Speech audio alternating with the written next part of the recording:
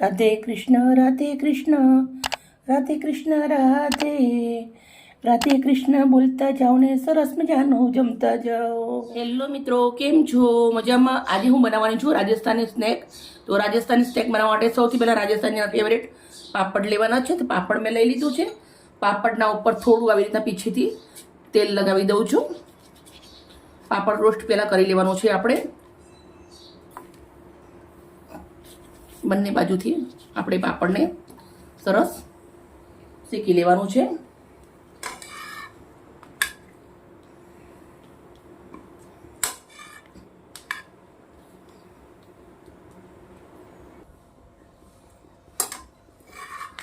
પાપડ આપણો સરસ મજાનો રોસ્ટ થઈ ગયો છે. ગેસને બંધ કરી દેશું. આજની રેસીપી એકદમ ઝટપટ બની જાય એવી છે. બધું સમારી અને રેડી રાખ્યું છે વેજીટેબલ. બંને પાપડ રેડી કરી દીધા છે.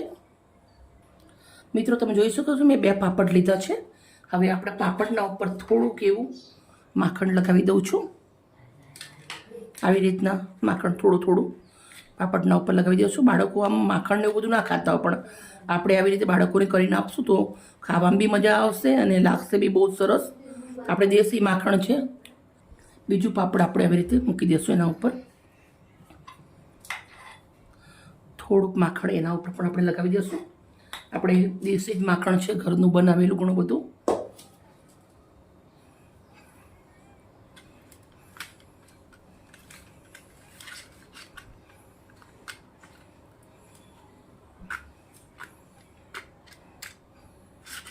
તમે મસાલા પાપડ ને એવું બધું હોટલમાં જાઓ ત્યારે ખાઓ, પણ આવી રીતનું એકદમ નવી રીતે બનાવું છું તો બાળકોને બી બહુ મજા આવશે અને તમને પણ બહુ સરસ લાગશે.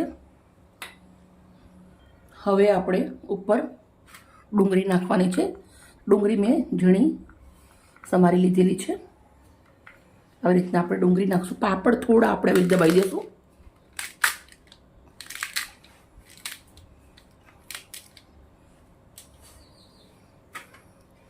ડુંગળી, પછી થોડું એવું બીટ.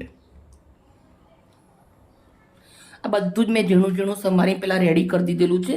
ટામેટાં, આ બધું સમારતે બહુ વાર લાગે, બની તો જલ્દી જાય. પછી કાચી કેરી લીધી છે, એને આપણે ઝીણી સમારી દીધેલી છે. તો એને પણ થોડાક પીસ આપણે આવી રીતે નાખી દઈશું અંદર. પછી આપણે લીધી છે કાકડી, ઝીણી સમારી છિલકું નીકાળી સમારી દીધેલી છે. તો કાકડીને નાખું છું. ઝીણા સમારેલા લીલા મરચાં મોરાવાળા છે, 1 નંગ ઝીણું સમાર્યું હતું. હવે લીલા દાણા,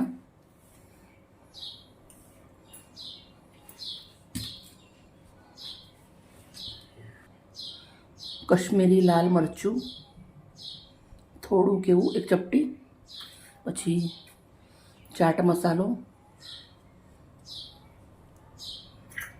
અમચૂર પાવડર,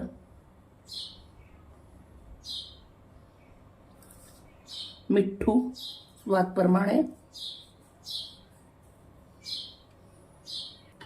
લાસ્ટમાં આપણે થોડું લીંબુના નીચવી દઈશું. મિત્રો, જે મેં વેજીટેબલ નાખ્યા એ તમારા જોડે ના હોય તો તમે ચાલે કે જરૂરી નથી બધા જ નાખવા. એમ એકદમ સરસ મજાનું રાજસ્થાની સ્નેક રેડી થઈ ગયું છે. મિત્રો, મેં રાજસ્થાની સ્નેક બનાવી બાળકો માટે રેડી કરી દીધું છે. મારી વિડીયો સારી લાગે તો પ્લીઝ એક લાઇક કરજો. મિત્રો, આજે હું ઘણી બધી રસોઈ મસ્ત બનાવવાની છું. બધા જ વિડીયો તમારા જોડે શેર કરવાની છું. Okay, bye. કાલે મળીશ નવી રસોઈ સાથે.